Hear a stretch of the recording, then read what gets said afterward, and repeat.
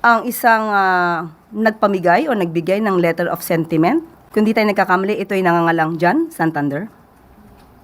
Para siyang isang nuisance candidate na parang binigyan ng pera para bumili ng suka at isinabay ang pagbibigay ng letter of sentiment para dalhin sa ICI. Kung inyo makakahalubilo muli ang isang John Santander, maaari po ba niyong itanong sa kanya kung alam ba niya ang mandato ng ICI?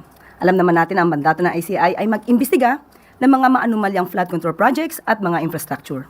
Sa nabasa natin, at alam ko nabasa niyo rin po ang letter of sentiment, wala po tayong makitang anuman na allegation patungkol sa maanumalyang flood control projects na mag-uugnay sa unang ginang kay First Lady Liza Araneta Marcos.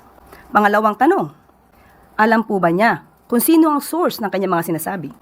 Pangatlong tanong, siya po ba'y may personal knowledge sa kanyang mga sinasabi? Dahil kung walang personal knowledge, ito ay magsisilbing hearsay evidence. Kung hearsay evidence, ito po ba dapat ay binibigyan pa ng pagtutuon at seryosong konsiderasyon? Ito po ba ay isang fishing expedition lamang para siraan ang unang ginang?